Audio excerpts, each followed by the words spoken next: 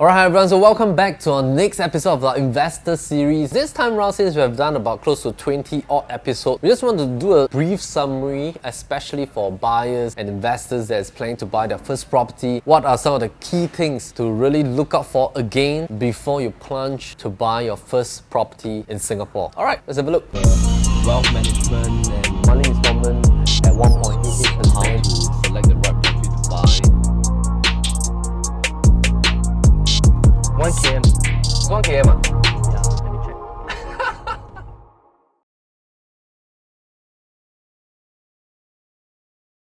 Okay, so to summarize for you, although we have done a couple of previous episodes with a lot of information, so this episode is basically to sum up for you in a nutshell. If let's say it's your first time investing in a property in Singapore as a first time buyer, what are some of the key things that we will want to really make sure that we look through before we even put down the down payment for the first property. So the very first thing to prep yourself before you even launch into buying a property is that you need to have that preparation stage, and then we want to talk about what to select and how to select the property investment. So the preparation stage is basically sum up into whether do you have that income that can qualify for the mortgage loan. So we are talking about in general, people who wants to buy their first property, you need to have that qualification to get the 75% loan for the residential property. So that means that you need to have that 25% down payment ready, out of which 5% is cash, 20% is CPF, and then you also need to have that buyer's stamp duty ready. So for that part, you need to ensure that you have done up an in-principle approval check with the bank to make sure that your current income actually can qualify for that loan. So that is the first stage. This income is actually important because for leveraging on the mortgage loan itself is basically a very important element, because without that, then basically you're stuck. So even if you have that 25% down payment but you can't qualify for the loan, there's nothing that you can move forward with. Alright, so if you're in a fixed pay job, you need to make sure that you have at least 3 months of salary income proof with a company. Usually people that's doing transition from companies to companies, it might be wise to really plan your time frame, because the moment that you need to get that loan, the banks need to see sort of like a stable employment that you have in your current job. So they might need your employment letter, past 3 months of income slip, past 12 months CPF contribution and stuff like that. So it's very important to maintain the employment that you have. Now of course, if you're self-employed and you're running your own business and stuff like that, then you need to have the past 1 to 2 years of notice of assessment. Some banks they need 1 year, some banks they need 2 years, just to take an average. So it's important that your income tax being reported, keep the records well and stuff like that. That's for that portion. And of course, there is a very crucial element that a lot of buyers overlook. Before they even buy their first property, they commit probably to a brand new car with a hefty installment. And that installment, I would say, is quite detrimental to your loan qualification, because for example, if let's say now you're age 35, you earn $8,000 a month as a fixed pay salaried employee, you can actually qualify for about $1.03 million loan for the next 30 years tenure. If let's say you just bought a brand new car and your installment is let's say $1,500, that would actually set you back from 1.03 all the way down to 734,000, and that's close to about a $300,000 knockoff based on your $1,500 installment for your brand new car. That would then disqualify you for different ranges of property. Let's say you want to have more choices to buy maybe more centralized location, so the price bracket might be a bit higher and stuff like that. So a $1,500 car installment actually sets you back by $300,000 if you're age 35 earning $8,000 a month. So you really have to think about the numbers and see whether do you really want to commit to the car right now, or maybe settle your property first, and then a little while later, once you're more stabilized with your installments and stuff like that, then you look at your car purchase. Another thing is also to take note of your age. So of course, we have previous episodes talking about opportunity cost and then when should you enter, and one of the key factors is really to note that your age can set you back as well. So for example, now you're age 35 earning 8,000. If let's say you postpone your purchase by 5 years and you only enter the market at age 40 and you're still earning $8,000 a month, assuming your loan technically drops from 1.03 to about 950,000. So technically speaking, you lost that quantum amount, and your loan tenure actually drops from 30 to 25. So you lost 5 years of loan tenure period as well, which comparing age 35 and age 40, from 30 years dropping to 25 years, it will then mean that your monthly installment customer also has a higher amount that you have to pay per month. So these are some of the factors to know in terms of opportunity cost of timing, whether should you enter when you're younger or enter when you're a little bit more middle age.